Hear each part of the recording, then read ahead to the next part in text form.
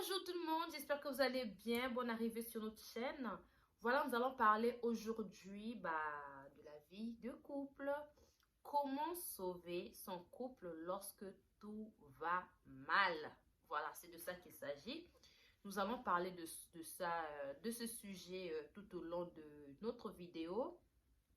Donc, si vous venez d'arriver, n'hésitez surtout pas de vous abonner et surtout de cliquer sur la cloche de notification pour ne plus rater les prochaines vidéos que nous allons vous mettre en ligne. Alors la famille, comment sauver son couple lorsque tout va mal? C'est un sujet qui est vraiment aussi pertinent, voilà. Ça concerne beaucoup de gens, ça concerne tout le monde en fait.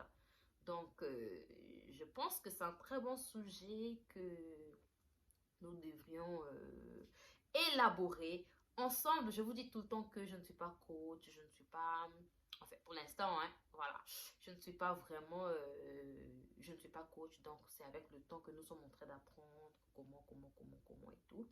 Et lorsque nous serons coach, lorsque nous allons atteindre le niveau coach, on vous dira, voilà, qui nous sommes réellement. Alors, comment gérer son couple? Comment sauver son couple lorsque tout va mal? C'est de ça qu'il s'agit.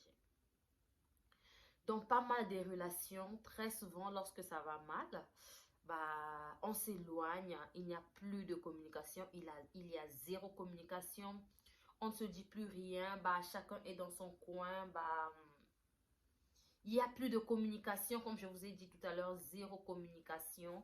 Comment faire pour y remédier? Comment faut-il faire lorsqu'on a un problème, lorsque notre couple est carrément au bord d'une rupture? Nous allons parler de ça.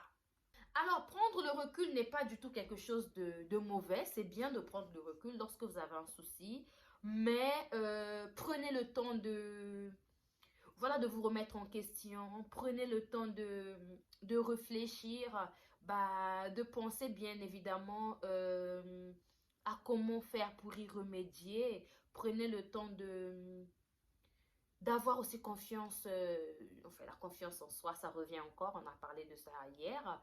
Voilà, prenez le temps de penser aussi à vous. Voilà.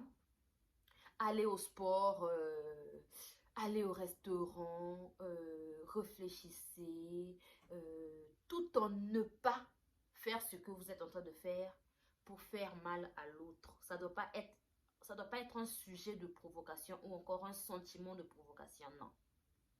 Lorsque vous prenez le recul, c'est d'abord pour vous remettre en question. Il faut reconnaître ce que vous avez eu à faire et chercher à y remédier. Voilà. Et lorsqu'on vous demande de prendre le temps de penser à vous, ça ne veut pas dire qu'il faut, surtout pour les hommes, aller dans des boîtes de nuit avec d'autres femmes pour rendre votre femme jalouse ou encore... pour les femmes, aller dans des boîtes de nuit avec vos copines ou encore avec d'autres copains ou encore accepter vos prétendants, ça n'a rien à voir. Lorsqu'on vous demande de prendre soin de vous, lorsqu'on vous demande de prendre le recul, lorsqu'on vous demande de se satisfaire, ça n'a rien à voir avec le manque de respect envers votre partenaire ou encore votre homme, votre mari, le papa de votre enfant, votre conjoint ou je ne sais qui. En fait, ça ne sert à rien de faire tout ça là parce que vous allez tomber et rien ne va marcher. Quand on vous demande de prendre le temps, d'aller au restaurant, d'aller au sport, d'aller, c'est une façon de comprendre, de se remettre en question, d'oublier ou essayer de mettre en place les stratégies pour y remédier. Et ça ne doit pas prendre beaucoup de temps, voilà.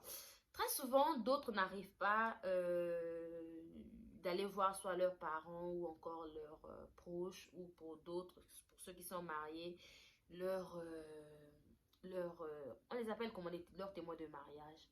Mais sinon, c'est recommandé lorsque vous avez des soucis que enfin les soucis où vous voyez que vous pouvez résoudre ce problème, c'est pas mauvais d'aller voir les autres pour chercher à ce qu'il y ait une réunion, voilà, que vous puissiez parler, voilà, pour mettre le compteur à zéro et chercher à résoudre le problème tout en passant à autre chose, surtout en pensant à ne plus retomber dans des mêmes situations.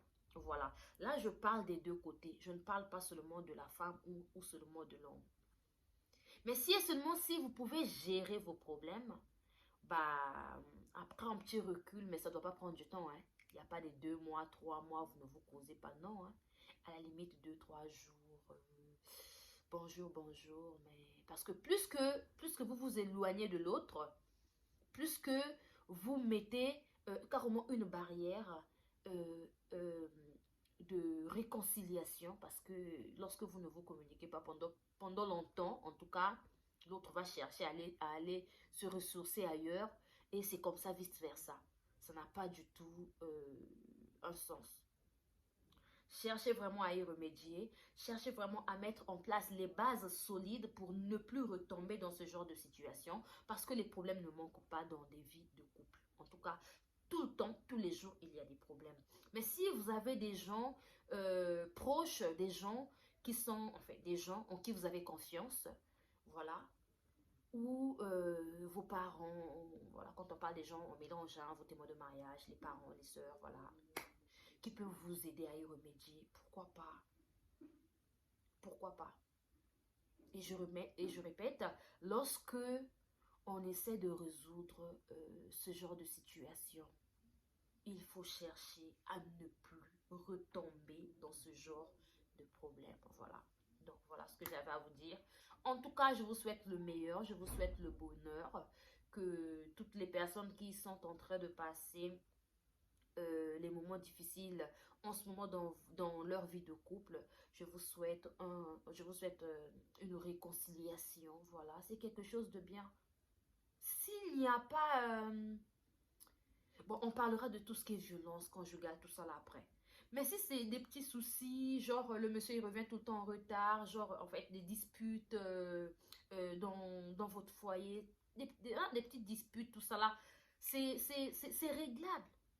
Voilà, vous pouvez régler et puis passer à autre chose. Voilà. Donc, c'était la vôtre Gaëlle, la patronat. Je vous ai dit ce qu'il faut faire. Avoir la confiance en soi. Franchement, c'est très, très, très important dans la vie de... Il faut toujours avoir la confiance en soi. Voilà. Prendre un peu le recul. Chercher à y remédier. Passer à autre chose. Et reprenez votre vie que vous avez toujours voulu... passer ensemble. Je vous aime beaucoup. On se dit à la prochaine à la prochaine avec une nouvelle vidéo. Une fois de plus, abonnez-vous. Je vous aime beaucoup. Bye bye.